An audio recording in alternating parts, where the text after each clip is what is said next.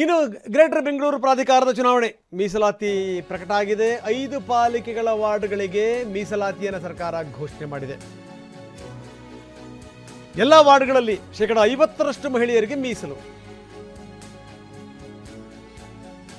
ಪ್ರತಿ ಜಾತಿಯಲ್ಲೂ ಕೂಡ ಮಹಿಳೆಯರಿಗೆ 50% ಮೀಸಲಾತಿ ಘೋಷಣೆ. 5 ಪಾಲಿಕೆಗಳ 369 ವಾರ್ಡ್ಗಳ ಮೀಸಲಾತಿ ಪ್ರಕಟ ಆಗಿರೋದು.